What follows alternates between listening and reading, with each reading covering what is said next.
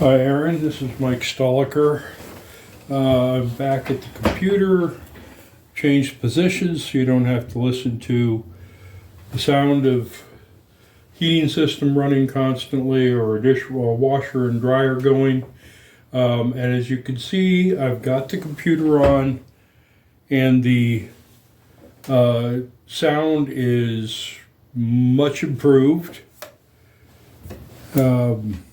I'm going to go into the self-test mode and I'm going to select audio and visual and start that. And you can hear that the sound is working and there's no static, no noise. And I'll show you the reason for that in a few minutes. It was all the cable.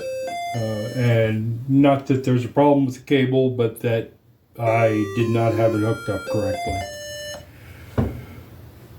So, what I would like to show, I did show you briefly the self-test stuff going on. What I didn't do was show you that the keyboard is working completely on this, and I can do that now.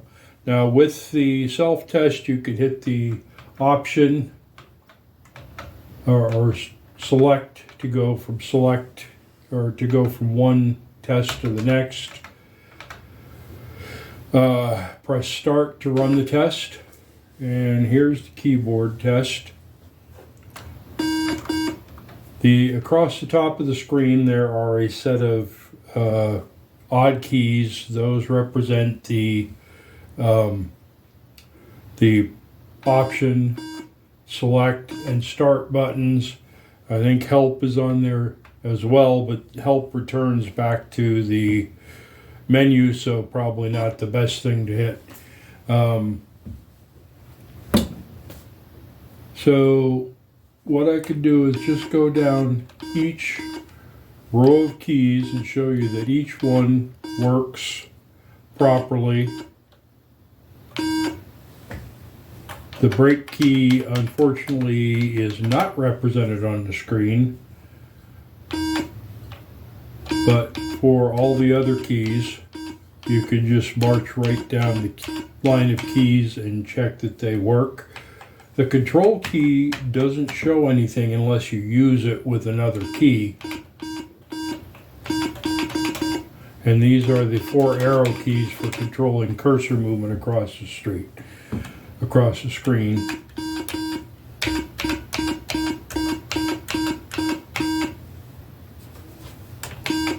And with the C on the end is caps lock. The shift keys are like the control key. They don't show anything until you use them in concert with another key. And I can show that the left and right shift key works.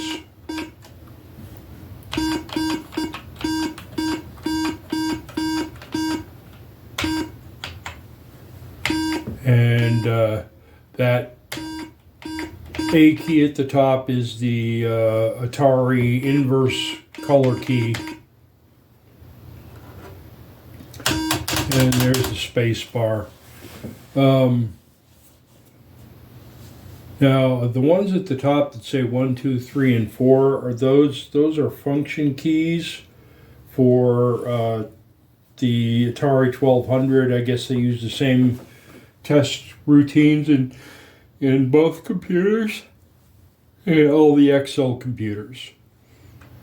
Now if I hit the help key and I go back here, I can use select to go to either run all tests or run individual tests. And I run this one before. It's the ROM and RAM test, and it passes this one also, meaning both of the ROMs and all of the RAMs in the computer are working and functioning properly. So that's pretty much it for the help keys or for the system tests. But I wanted to show you there's a couple ways to get into system tests. You can see that when the computer restarts. It restarts in the basic. If you hold down the option key when you hit reset, it'll restart. Come on.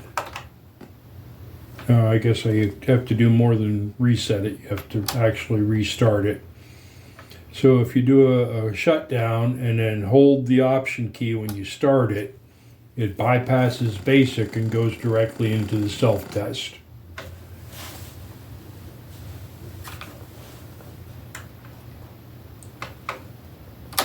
So that's helpful if you want to start the computer without basic coming in, which you might have to do if you're booting a binary file that you want to auto start. All right. You put in the pole position cartridge. And you can see that even with just composite video, it's a pretty clear screen with only some artifacting around the edges.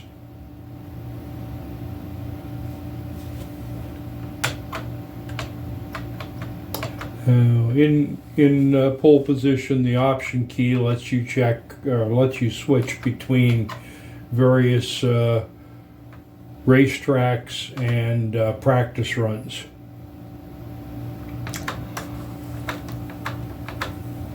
The select key lets you select how many laps to run, and starts the game.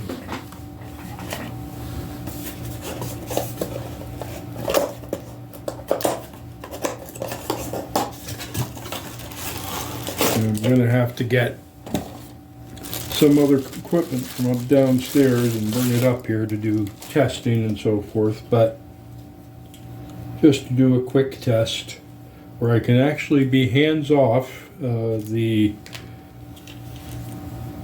computer and just run the game from a joystick the way it's meant to be. I can hit start and start a lap.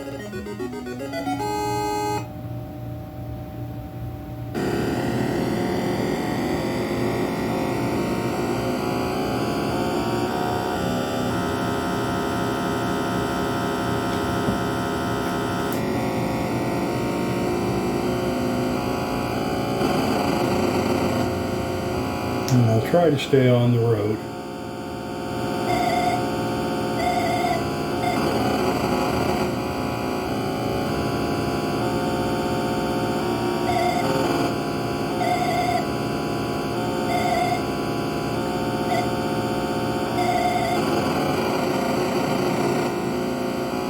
And I still can't keep it on the road.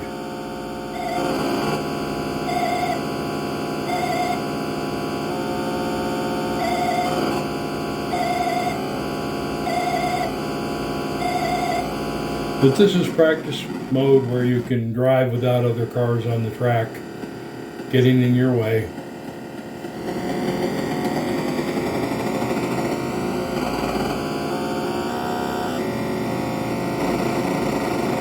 And that was my one lap. So that's all I wanted to show you, is that the sound does work on this computer.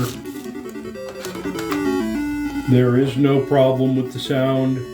It was all me plugging the video cable into the wrong holes on the back of the monitor.